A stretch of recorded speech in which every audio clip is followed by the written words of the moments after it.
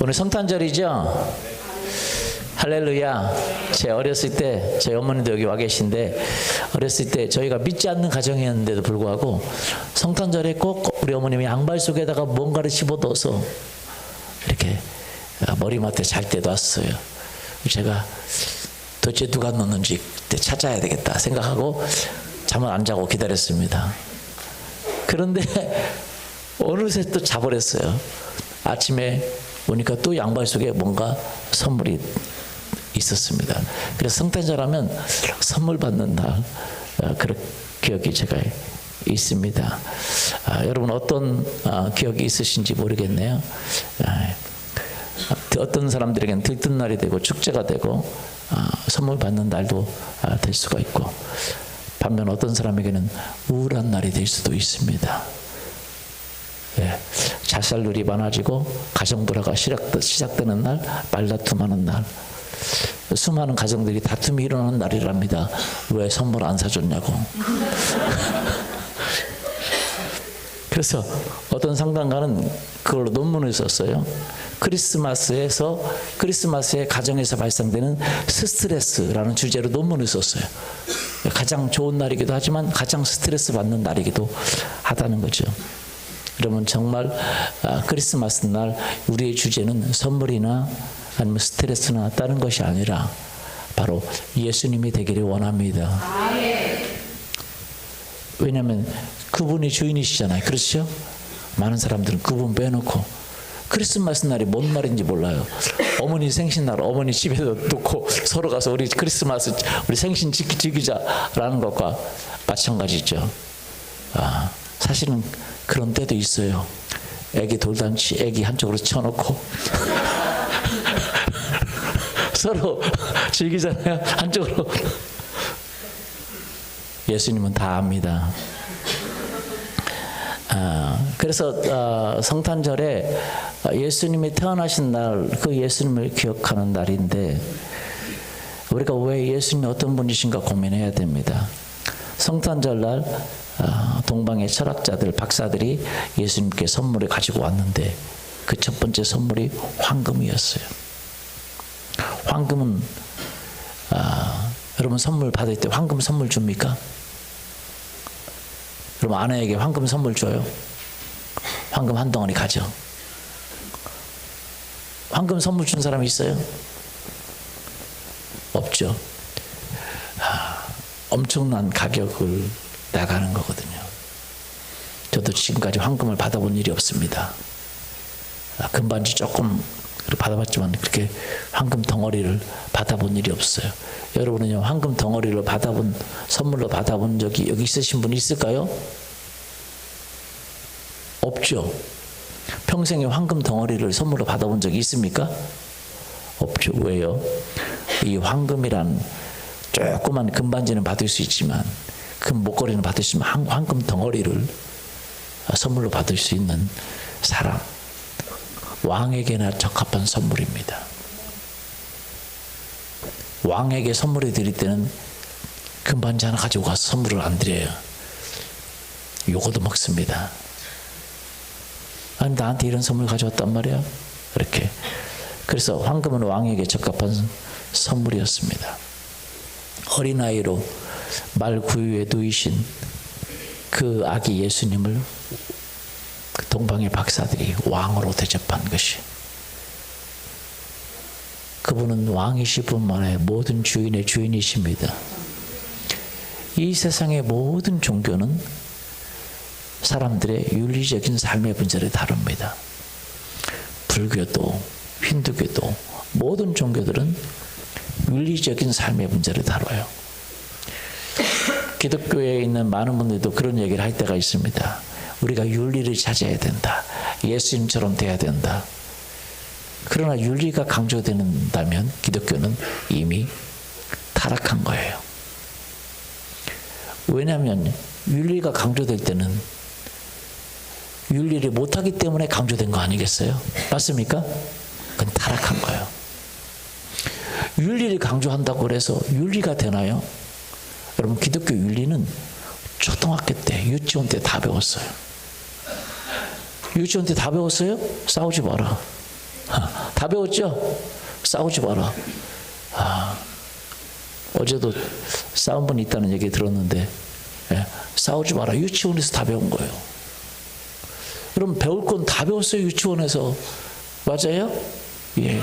근데 그게 왜 안 되냐? 이렇게 해야 된다라는 윤리가 강조될 때는 기독교가 완전히 타락한 때입니다. 왜냐하면 기독교는 사실은 윤리를 다루는 문제가 아니기 때문에 그래요. 예수님도 오셔서 윤리에 대해서 많이 이야기하셨습니다. 그러나 사실은 예수님이 더 오셔서 이야기한 것은 윤리가 아니라 자기 자신에 대해서 이야기하신 거예요. 누구에 대해서요? 그렇기 때문에 기독교 윤리는 최고의 윤리예요. 사람들이 따라갈 수가 없습니다. 기독교인조차 어떻게 그렇게 살 수 있느냐라고 말할 정도의 윤리예요.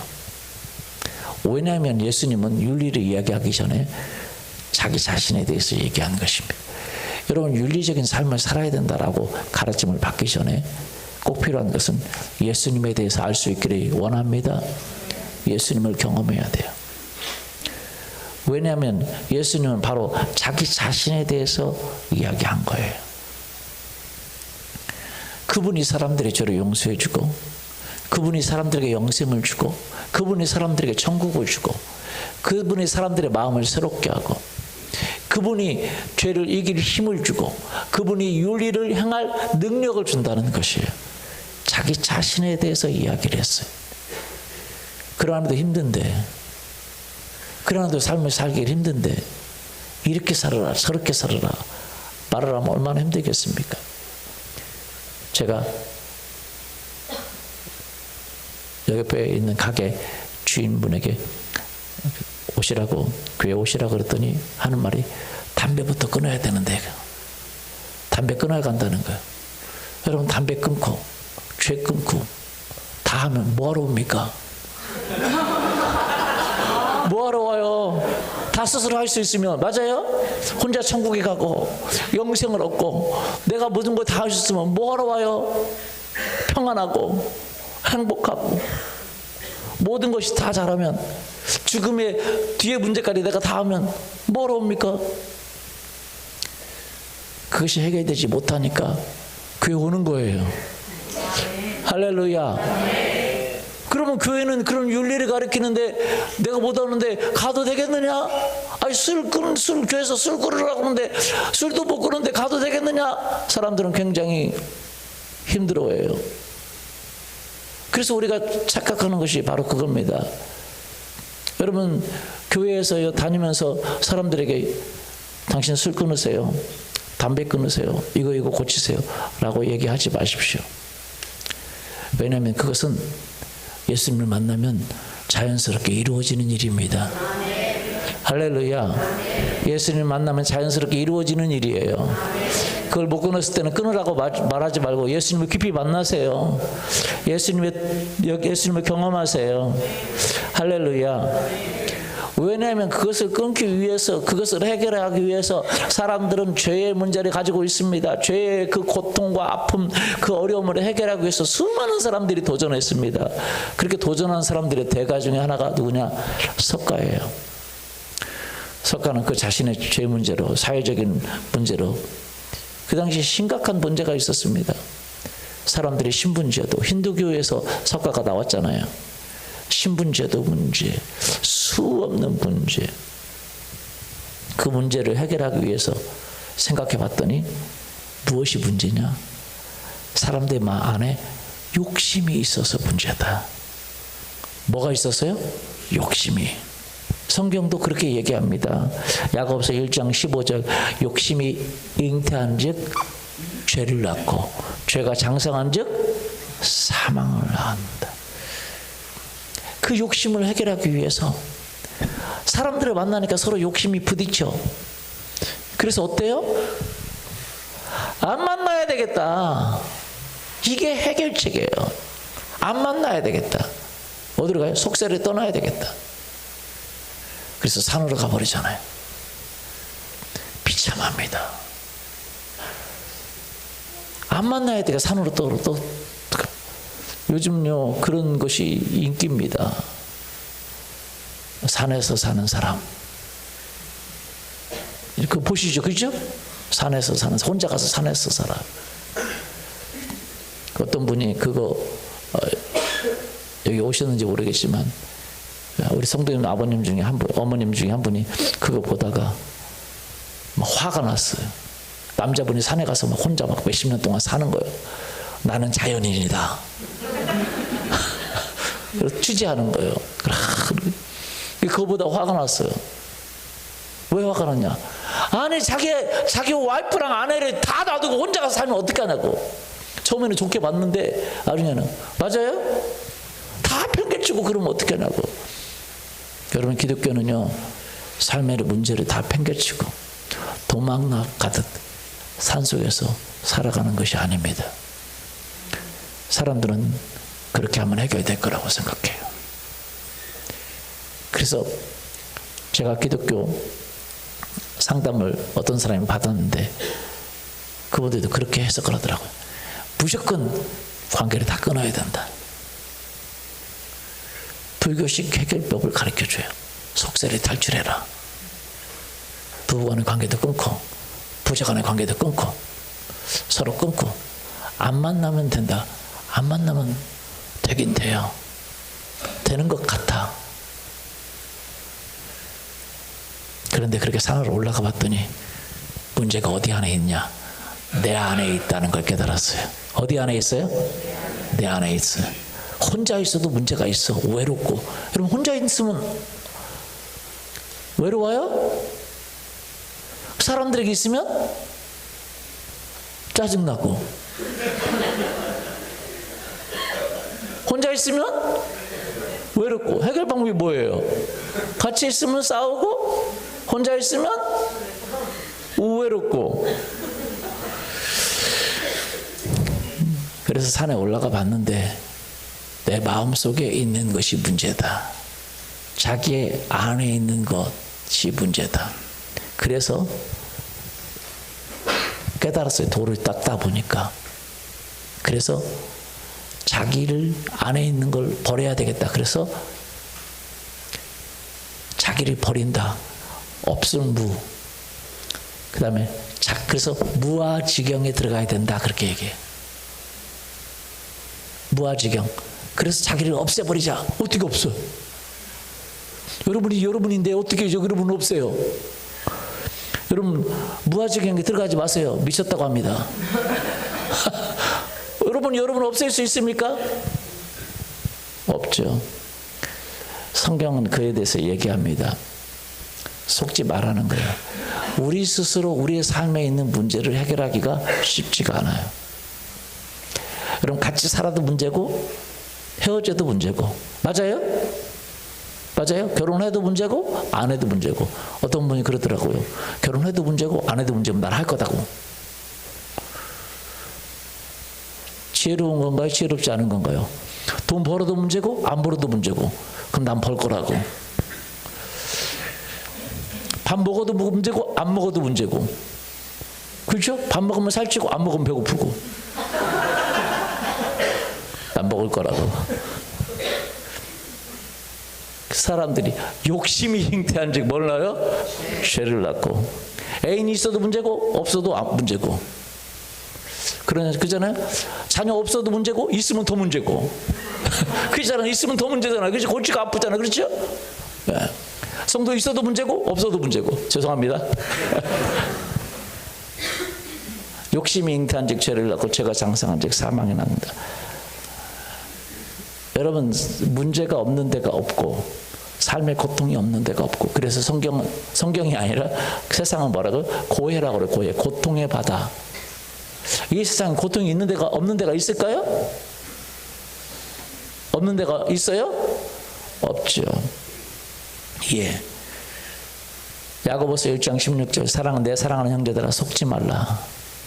온갖 좋은 은사와 온전한 선물이 다 위로부터 빛들의 아버지께로부터 내려오나니 그는 변함도 없으시고 회전하는 그림자도 없다. 온갖 좋은 은사와 온전한 선물이 다 누구에로부터 내려와요? 빛들의 아버지로부터 내려오니.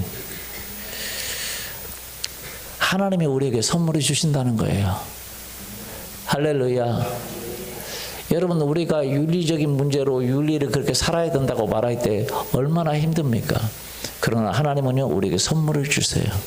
선물을 주는데 뭐냐? 우리의 죄를 용서하시고 그렇게 살 수 있는 힘을 주시는 분이 바로 예수 그리스도인 줄 믿습니다.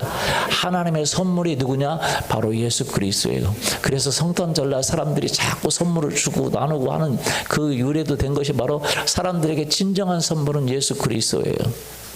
하나님이 예수 그리스도를 주기 위해서 이 땅에 보내신 거예요. 하나님이시면서 하나님의 아들이신 그 아들을 사람의 모양으로 이 땅에 보내셔서 우리에게 선물이 되게 하셨어요. 왜 선물이 되게 하셨냐? 한번 보시죠. 로마서 6장 23절, 죄의 싹은 사망이요, 하나님의 은사. 은사라는 말은 기프트. 기프트가 뭔지 알죠? 기프트콘? 예. 기프트 카드? 선물이라는 뜻입니다. 이걸 선물로 번역할 수 있는데도 영적인 의미를 좀 달아서 은사라는 말로 번역을 했어요. 선물로 좀 번역하면 더 좋을 텐데. 그래서 야고보서 1장 17절에 온갖 좋은 은사, 이 은사, 온전한 선물, 여기 선물로 번역하고 하나는 은사로 번역했죠.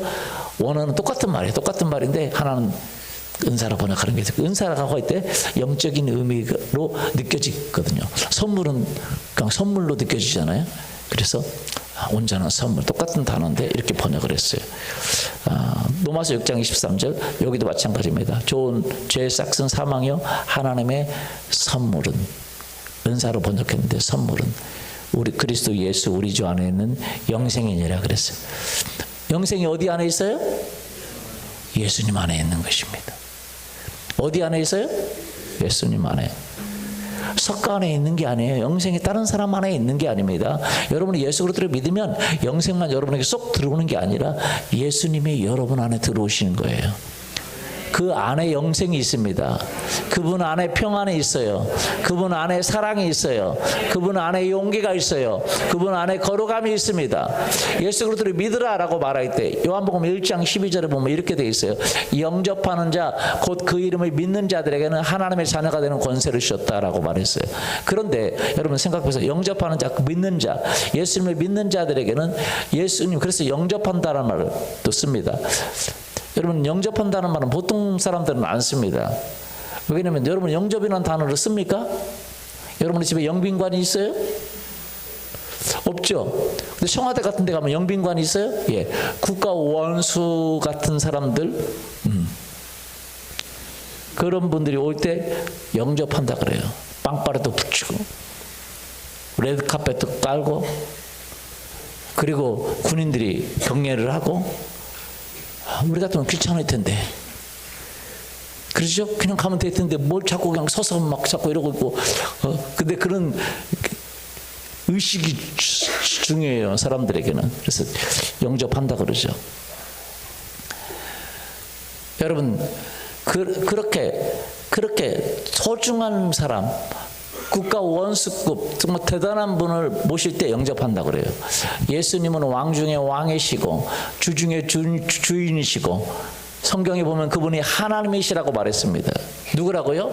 하나님이시라고. 어제도 얘기했지만 그 AD, BC, 왜 예수님이 하나님이신, 예수님이 오셨기 때문에 이 세계가 그분을 기점으로 역사가 나누어진 것입니다.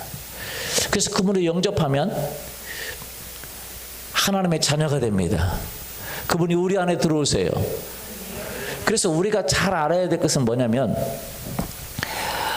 여러분, 사람들은 죄의 문제를 해결하지 못합니다. 탐욕의 문제를 해결하지 못합니다.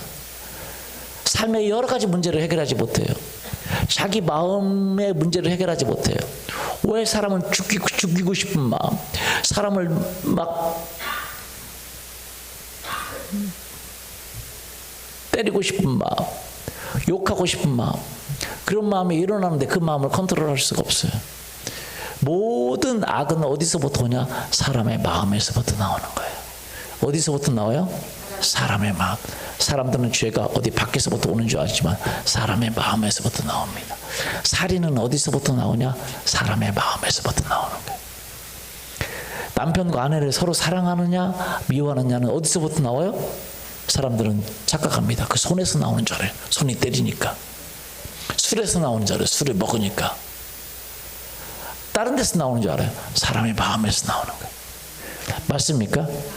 마음이 변화되면 모든 게 변화됩니다. 할렐루야. 그런데 사람의 마음은 보이지도 않고 찍을 수도 없고 마음을 변화시킬 수 있는 힘이 없습니다. 여러분, 그래서 부모가 자녀를 키울 때 굉장히 힘들어요. 자녀들의 마음을 바꿀 수 있는 힘이 없어요.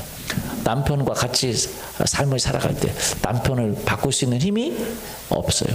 아내를 바꿀 수 있는 힘이 없어. 우리 부모님을 바꿀 수 있는 힘이 없어. 내 마음도 못 바꾸는데 옆에 사람 마음도 못 바꾸고 환경도 못 바꿔요. 그러니까 사람들이 힘들어지는 것입니다. 그러나 우리가 예수 그리스도를 모시고 영접하고 그분의 뜻을 따라가면 그분이 첫 번째 내 마음을 바꿔주세요. 할렐루야. 기도하면 그분이 가정의 아내와 남편의 마음도 바꿔주세요. 참 희한합니다. 그래서 예수님은요, 사람들을 부를 때 예수님이 바꿀 수 있기 때문에 사람들은 다 좋은 사람을 사귀기 원하고 좋은 사람을 만나기를 원해요. 여러분, 좋은 친구를 만나기를 원하죠?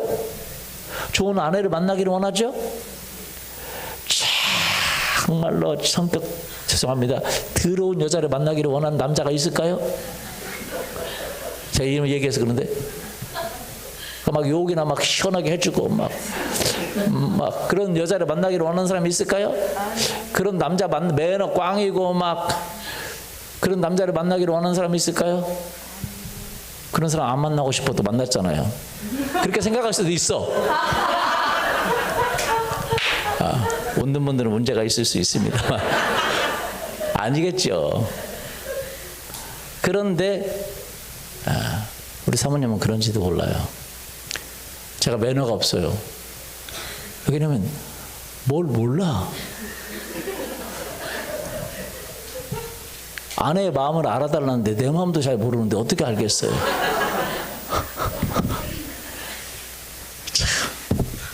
근데 주님이 참 우리에게 은혜를 주시는 게 뭐냐면, 주님도 사람들을 만날 때 좋은 사람을 만나기를 원하잖아요. 근데 주님은 그렇지 않아요. 누가복음 5장 32절 보십시오. 내가 의인을 부르러 온 것이 아니라 죄인을 불러 회개시키러 온다. 예수님은 사람의 마음을 바꿀 수 있다는 거예요. 우리가 예수 그리스도를 믿는 이유는요, 그 예수님이 내 마음을 뭐 할 수 있어요? 바꿀 수 있다는 거예요. 내 삶의 모든 환경을 바꿀 수 있다고요. 내 남편과 내 아내와 내 자녀를 바꿀 수 있다는 거예요. 사람들은요, 자기의 삶의 문제를 해결하지 못합니다. 저희 아버지가, 우리 어머니도 계시지만 우리 어머니 굉장히 고생하셨어요. 왜냐하면 우리 아버지가 호인처럼 사셨습니다. 진짜 호인이셨어요. 남한테 뭐라고 한마디 못해요. 저도 뭐라고 들어본 적이 없어요. 저희 아버지가 약점이, 사람들마다 약점이 있어요, 없어요? 있죠. 술에 약해요. 술만 드시면 통제가 안 되는 거예요. 근데 술 드셔도 통제가 돼요. 남에게는 통제가 돼. 왜냐하면 성격이 좋기 때문에 남에게까지는 해를 안 끼쳐. 그런데 그 통제가 못 되는 것이 남에게 해를 못 끼치면 그것이 어딘가 터져 나가잖아요. 맞아요? 썩은 것은 터져 나가요, 안 나가요?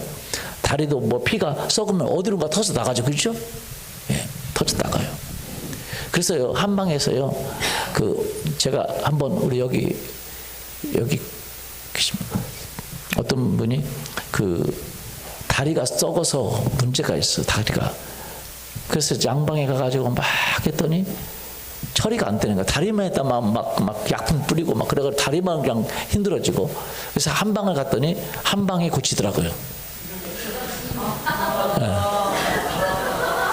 왜냐면 배가 문제가 있는 거예요. 배에 그 혈이 막혀가지고 거기서 피가 안 통하니까, 피가 안 통하는 것이 썩은 피가 어디론가 뚫고 나가는 거예요. 그래서 다리가 썩은 거. 그래서 거기를 침을 맡아가지고 그 혈을 해결했더니 다리가 치유됐어요. 할렐루야. 원인은 치유됐으니. 사람들이 그 마음의 문제를 해결하지 못하는데 우리 아버지도 해결하지 못해요. 그 마음에 힘든 게 있을 거 아니에요.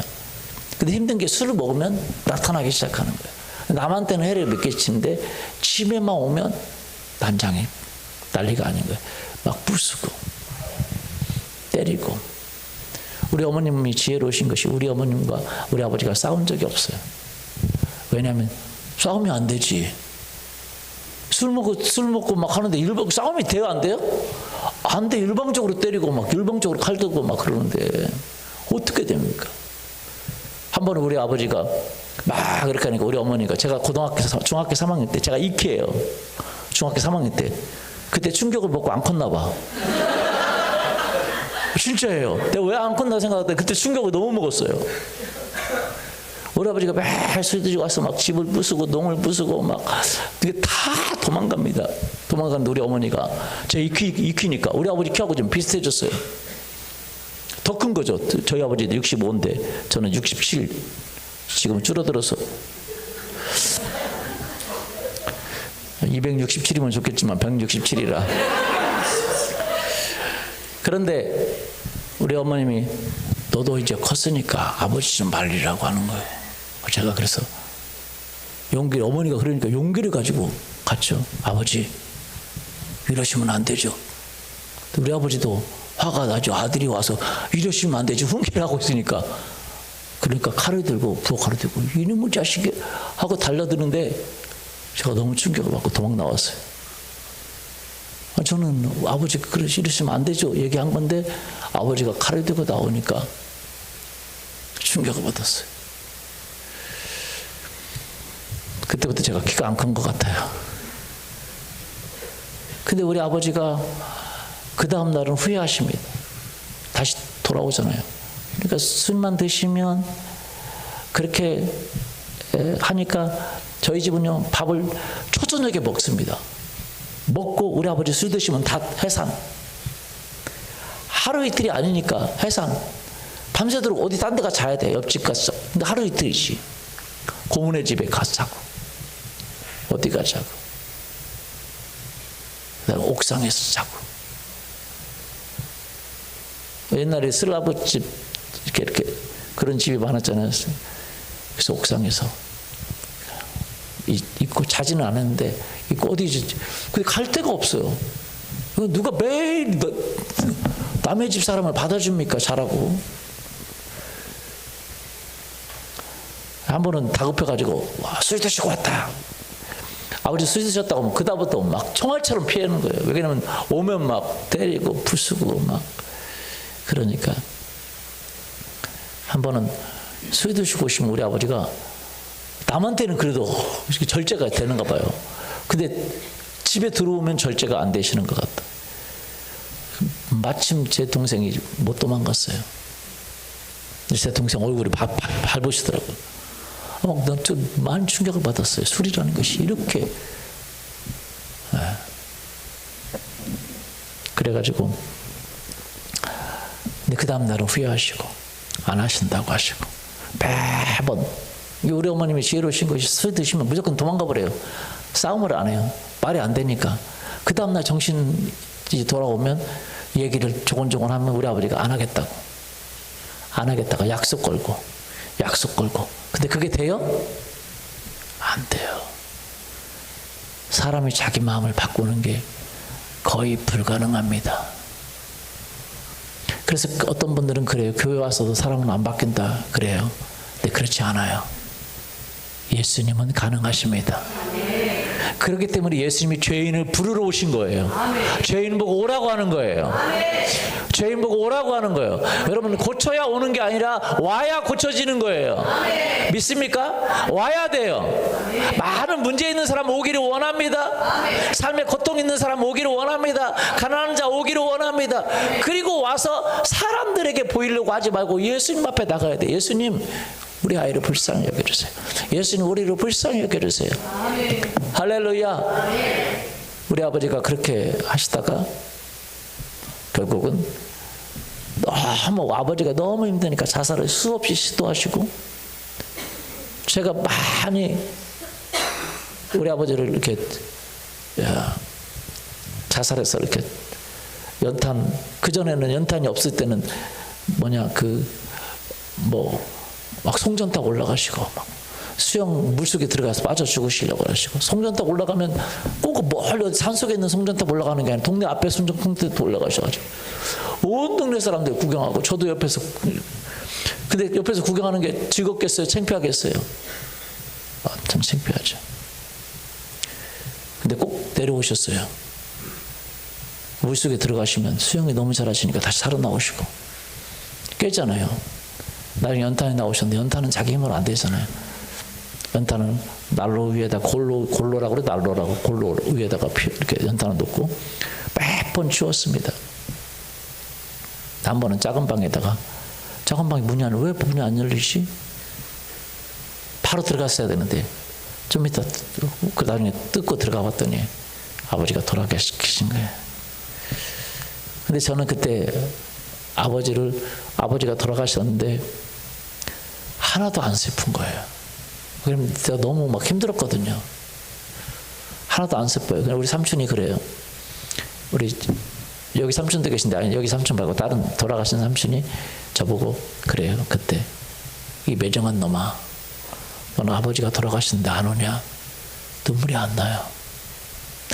근데 이 매정한 놈아, 너는 아버지가 돌아가셨는데 안 오냐? 울지도 않나? 이 매정한 놈아. 그래, 그 얘기 들으니까 눈물이 나려고 그래. 내가 매정하다는 것 때문에 눈물이 나려고 그래요. 아버지가 돌아가신 건 눈물이 안 나는데 매정하다는 것 때문에 내가 슬퍼요. 내가 왜 매정한 사람이 됐지? 근데 나중에 내가 예수님을 만나니까 아버님을 이해할 수 있겠더라고. 그래, 아버님 때문에 많이 울었습니다. 사람이 그렇잖아요. 자기가 안 되는 일이 있잖아요. 맞습니까? 힘든 일이 있잖아요. 맞습니까? 어려운 일이 있잖아요. 맞습니까?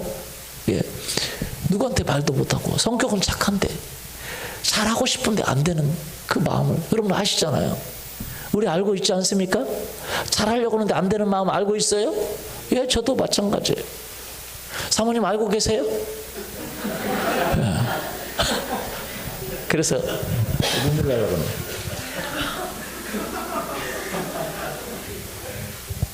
사람들은 다 그래요. 우리 아버님들, 남자분들 여러분 격려해 주기를 원합니다. 가정을 이끌어가고 잘하려고 그래요. 근데 잘 안 돼서 힘든 것뿐이에요. 우리 남성분들에게 격려의 박수를 부탁합니다. 아내분들이요, 뭐라고 하지 마세요. 그만. 잘하고 싶어요. 돈도 많이 벌고 오고 싶고. 근데 잘 안 되는 것뿐이에요.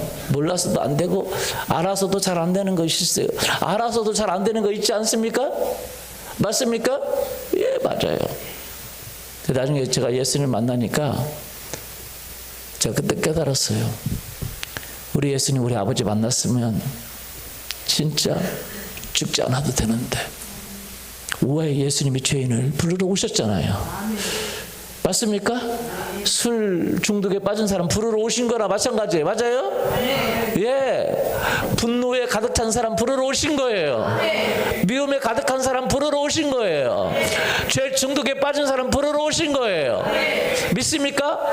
그분을 회개시키러, 마음을 회개시킨다는 마음을 변화시킬 수 있다는 거예요.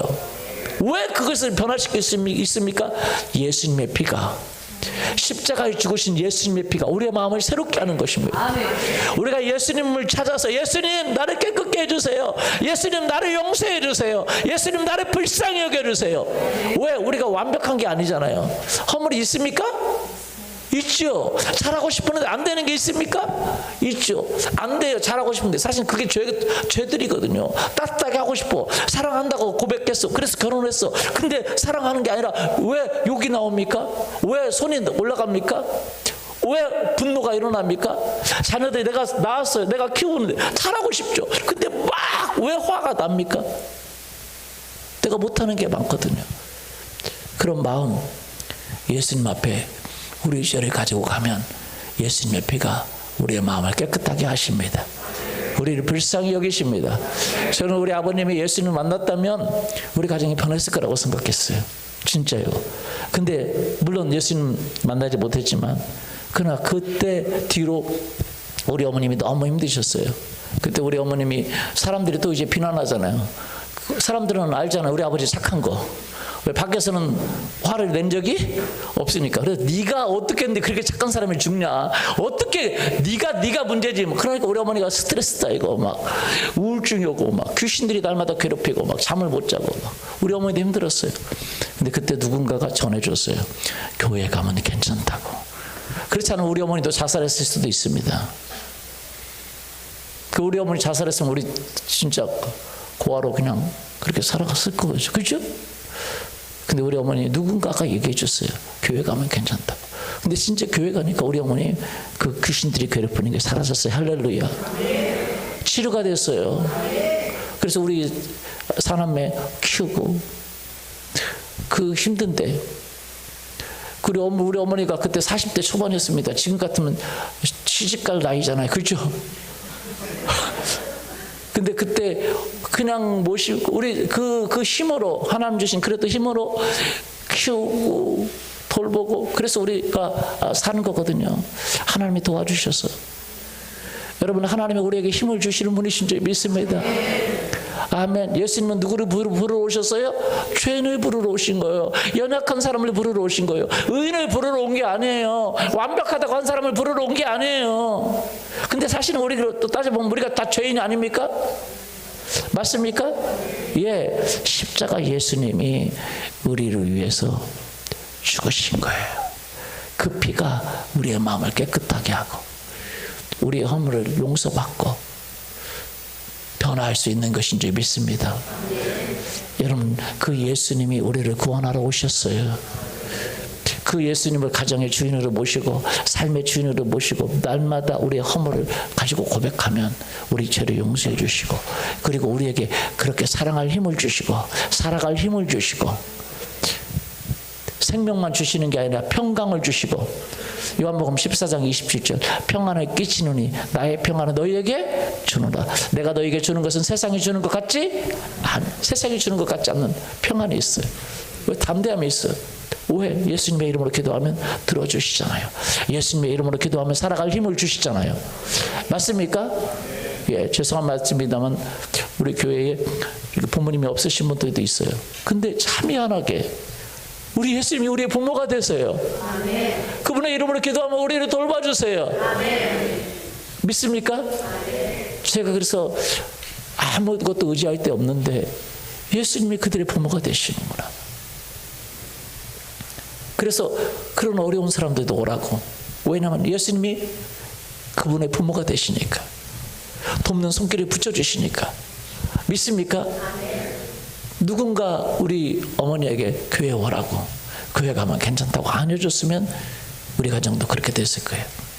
저도요 우리 아버지 닮아서 자살하고 싶었습니다. 그리고 술 좋아했어요. 참 희한해요. 그렇게 술을 아버지가 먹으니까 저도 싫어야 되잖아요. 그렇죠? 근데 희한해요. 이게 유전이라는 게 좋아지더라고요. 왜 이렇게 술이 맛있어요? 그래서 우리 아버지가 못 끊으셨나 봐. 근데 예수님의 이름으로 저도 해결받고 할렐루야.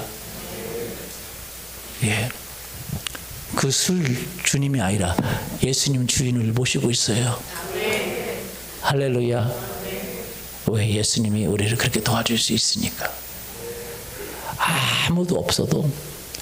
아무것도 없어도 우리가 예수님을 의지하면 그 예수님이 도와주셔요. 그래서 크리스마스 날 가장 큰 선물은 예수 그리스도이십니다. 아멘. 나를 도와줄 뿐만 아니라 아직 알지 못하는 그 예수님을 알지 못하는 남편도 아내도 우리가 기도하면 우리 부모님도 우리 친구도 우리가 기도하면 그분도 도와주시는 줄 믿습니다.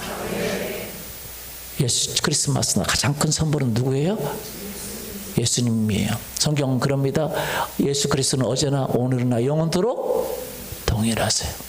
사람들은 다 죽었다가 끝났어요. 죽은 사람은 어떻게 나를 도와줄 수 있습니까? 그러나 예수님은 죽었다가 부활하시고 다시 살아나셔서 지금도 살아계신 분이신 줄 믿습니다. 우리가 그 예수님을 부르면 예수님 우리 삶에 돌아오세요. 그리고 우리를 지켜주시고 우리의 마음을 새롭게 해주시고 예수님의 이름으로 기도할 때마다 응답해 주시는 분이신 줄 믿습니다. 우리가 가장 큰 선물 필요한 분이 누구냐? 예수 그리스도이세요. 여러분의 가정에 예수님이 주인 되기를 원합니다. 여러분의 삶에 예수님이 주인 되기를 원합니다. 우리가 주일날 예배드리잖아요. 왜? 주님의 날이라고 예배드리는 거예요. 주님이 우리 삶의 주인이라고. 그렇게 주님을 존중하고 우리가 주님께 예배드리고 주님을 인정하면 주님이 우리 삶을 다스리시고 지키시고, 어제도 얘기했지만 그렇게 예수님을 인정한 나라마다 국가마다 가정마다 하나님이 축복해 주셨어요. 믿습니까? 그 축복을 받기를 원합니다. 우리 그러시기를 원하시면 같이 일어나서 기도할까요?